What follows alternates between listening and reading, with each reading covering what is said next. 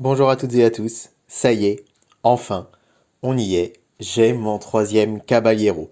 Vous le savez sans doute, c'était mon gros objectif de cette fin de collection, et tous ceux qui me suivent depuis longtemps sur David Collectionne le savent, c'est vraiment une des raisons principales pour laquelle j'ai continué à faire cette collection, c'était d'avoir mes trois Caballeros. Tout a commencé pour moi, cette collection, c'est assez drôle quand même, hein. C'est une histoire de date assez particulière puisque tout a commencé le 31 décembre 2019, date à laquelle j'ai acheté le numéro 1 de la collection. Il était alors consacré à Donald. Le 31 décembre 2020, j'avais décidé d'arrêter la collection. Je m'étais arrêté là. J'avais un peu plus de 20 numéros. Et puis, il se trouve que en cette veille du jour de l'an, ma petite amie m'a fait une surprise et m'a acheté le numéro consacré à Picsou Enfant. Et c'était un numéro que je voulais pas prendre. Il y avait deux trois numéros qui me parlaient un peu moins. Donc je m'étais dit non, allez, je m'arrête là. Et puis elle m'a fait la surprise le soir du réveillon du jour de l'an de m'offrir cette figurine. Et figurez-vous que c'est le 31 décembre dernier, 31 décembre 2021, que j'ai trouvé cette figurine de Panchito chez mon marchand de journaux. C'est assez dingue, hein, puisqu'en fait, 31 décembre 2019, je commence la collection. 31 décembre 2020, j'avais décidé de l'arrêter et j'ai l'impulsion qui fait que je la continue. Et 31 décembre 2021, j'ai vraiment le numéro qui me permet presque de conclure cette magnifique saga.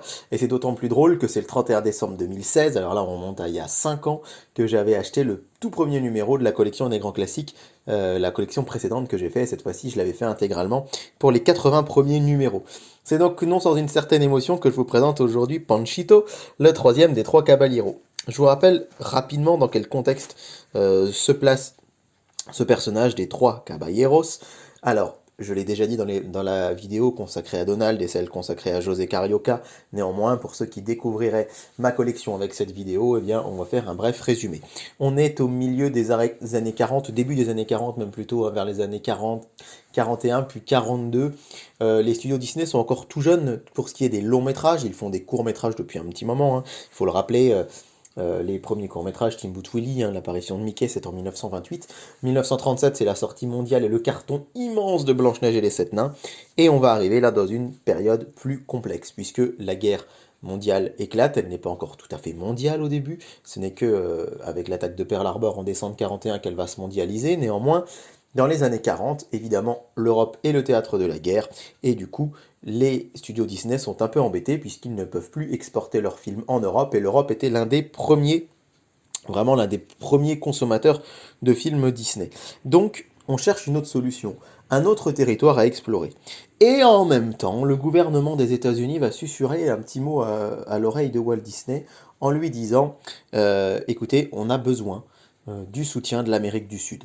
Si jamais le conflit devient mondial, on a vraiment besoin que les Américains du Sud soient avec nous. Il faut dire que l'Amérique du Sud était en général neutre dans ce type de conflit, plus ou moins, mais il n'y avait jamais eu vraiment d'alliance avec l'Amérique du Nord. Et le gouvernement américain dit qu'il ne faudrait pas qu'ils se retournent contre nous, on serait très embêtés, et s'ils étaient neutres et qu'ils ne nous aidaient pas, ce serait dommage de se priver de l'artillerie et de ces hommes et de ces femmes, j'allais dire, mais non, puisque c'était que les hommes qui combattaient à l'époque, hein, ce serait dommage de se priver de ces hommes qui pourraient combattre pour nous. Alors il va demander à Walt Disney de créer un dessin animé qui pourrait donner un sentiment d'appartenance au même continent. Il faut rappeler l'Amérique du Sud, l'Amérique centrale, les Caraïbes et l'Amérique du Nord. En fait, c'est une seule entité géographique, on pourrait dire, même si dans les faits, sur le papier, ce sont des entités complètement différentes. L'Amérique du Sud ayant été conquise par des Espagnols et des Portugais, alors que l'Amérique du Nord, c'était des Anglais et des Français. Et encore aujourd'hui, au XXIe siècle, les cultures sont très très différentes entre l'Amérique du Nord et l'Amérique latine. Mais on était quand même vraiment ici toujours dans cette idée de se dire on va créer un sentiment d'appartenance qui quelque part va être un peu fin, puisque de manière sociologique, il y a vraiment très peu de liens entre toutes ces Amériques. Mais il faut que vous donniez aux Américains du Sud, on va dire, l'image qu'on est un peuple sympa et que s'il y a un souci, ils pourront venir nous aider. C'est alors que Walt Disney et toute la bande et toute sa bande d'animateurs vont faire une tournée en Amérique du Sud, en Amérique latine, pour essayer de trouver des idées de personnages à créer. C'est ainsi qu'ils vont créer José Carioca après une visite au Brésil, qui est le perroquet vert, Ce cavalier aussi, ils vont le créer en se basant tout simplement sur le perroquet emblématique du Brésil, et ils vont ainsi créer ce personnage brésilien qui va faire sa première apparition dans Saludos Amigos en compagnie de Donald, on est en 1942. Ce premier court-métrage suit donc la tournée en Amérique du Sud, et on a donc Donald qui va rencontrer José Carioca, et ils vont danser sur le célèbre Tico Tico, qui est l'une des danses majeures de l'Amérique latine. Ça va être un grand succès, et on va se dire qu'il serait peut-être bon de continuer et de créer un troisième personnage. C'est ça la différence avec notre troisième Caballero, hein, avec notre Panchito, c'est qu'il n'était pas dans le premier film, dans Saludos Amigos, mais il va apparaître après dans les trois Caballeros, qui va sortir en 1945. Hein. Il faut dire que la politique de bon voisinage entre les Amériques a débuté en 1941. Saludos Amigos va être produit en 42 pour une sortie en 43, et les trois Caballeros à la fin de la guerre en 45. Et donc, on va commencer de réfléchir à comment le mettre en place, ce personnage. Et ce qui est assez dingue en fait, hein, c'est que il avait été pensé par Disney de faire 12 courts-métrages dans 12 pays d'Amérique latine sur 12 personnages pour vraiment aller matraquer fort le côté on est vos amis, on a envie que vous nous plaisiez. Et au final, il va être décidé que un seul personnage allait représenter toute cette Amérique latine. Et c'est vrai que dans Saludos Amigos, par exemple, les personnages vont aller du côté de l'Uruguay, du Chili, du Pérou, donc on va aller dans plein de nations d'Amérique du Sud différentes, alors que je vous présente là les différentes formes que va prendre Panchito entre sa première apparition, où à l'époque il s'appelait d'ailleurs pas Panchito, et le reboot, le remake, on pourrait dire, dans les années 2000. On va donc décider que ces trois personnages allaient être le symbole de l'amitié, l'amitié entre les Américains, entre les peuples d'Amérique du Nord et d'Amérique du Sud. Voilà donc d'ailleurs la bande dessinée en Amérique du Sud. Et comment ça va se passer? C'est là que vraiment, c'est mon grand plaisir de la journée, vous mettre côte à côte mes trois caballeros. Les voilà enfin. Depuis le temps que j'attendais ça. On va donc décider, dans les trois caballeros, de créer, d'associer ces trois personnages. On a José Carioca qui lui représente, alors c'est un petit peu paradoxal, puisqu'il va représenter le Brésil, il va représenter la langue portugaise, mais il va aussi lui-même, d'une manière générale, représenter l'Amérique du Sud, hein, puisque géographiquement, le Brésil est en Amérique du Sud. Et Panchito, là où ça va être un petit peu aussi paradoxal, c'est que il est mexicain, donc il va représenter l'Amérique centrale et Caraïbes, mais comme en même temps il parle en langue espagnole, il va aussi représenter tous les pays d'Amérique latine, hein, l'Uruguay, le Paraguay, la Bolivie, le Pérou, le Chili, le Venezuela, la Colombie, que sais-je.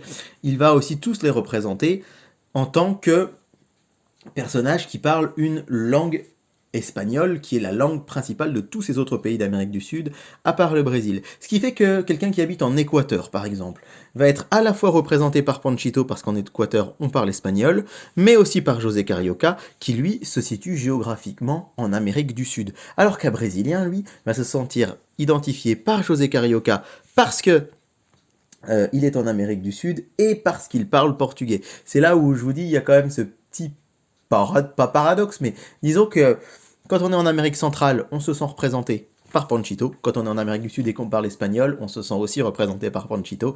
Alors que quand on est en Amérique du Sud, on peut à la fois se faire représenter par un Américain du Sud, José, ou par un Mexicain, Panchito, parce que il représente tous les peuples qui parlent cette langue. J'espère que j'ai été clair. Et du coup, ces trois caballeros réunis vont être à l'affiche de ces deux films. Alors d'abord le premier film avec seulement ces deux-là, Saludos Amigos, et puis tous les trois caballeros. Alors il faut savoir qu'au début, le personnage de Panchito devait être un coq un petit peu moins extravagant.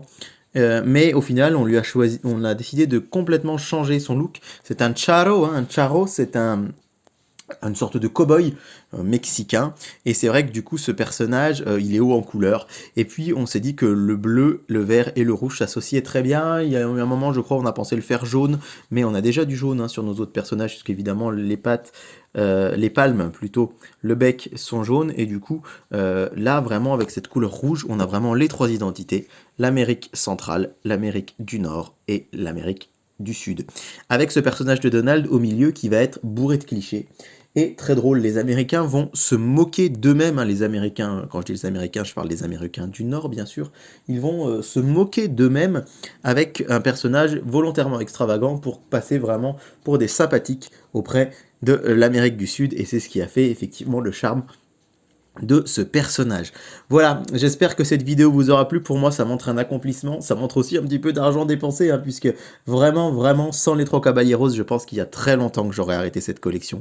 Mais là, de voir qu'ils sont enfin sortis, que le numéro existe enfin, c'est une joie immense pour moi d'avoir ce triptyque de figurines, et il valait bien tous les numéros que j'ai pu avoir avant, qui me motivaient un peu moins, puisque je vous l'ai dit, hein, enfant, j'étais fasciné par les trois Caballeros, que je n'avais pas vu à l'époque, mais quand je voyais les bandes annonces dans les cassettes vidéo Disney, je me disais mais c'est génial, en fait, il existe trois Donald, il y en a un bleu, un vert et un rouge, et ils sont sûrement hyper drôles aussi tous ensemble, et du coup, c'est pour moi une forme vraiment d'accomplissement que d'avoir ces trois figurines.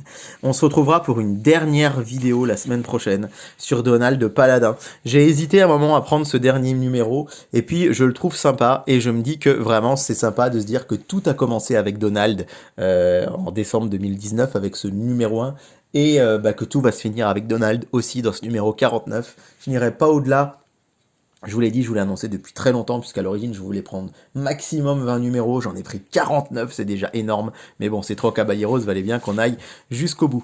N'hésitez pas à liker, partager ou commenter cette vidéo qui m'aura pris pas mal de temps pour me documenter et pour la préparer, mais qui vraiment est pour moi un aboutissement total. Et je suis hyper fier de pouvoir vous la montrer aujourd'hui. Je vous souhaite à tous une très belle journée. Abonnez-vous à David Collectionne, retrouvez-moi sur les réseaux sociaux, retrouvez-moi donc particulièrement sur Instagram. Likez, commentez. C'est hallucinant, hein. Le 1er janvier, on était 400 abonnés, aujourd'hui on est 400, plus de 435. Il y a un vrai engouement pour ma chaîne, et je vous dis merci du fond du cœur. À très vite, et merci à tous.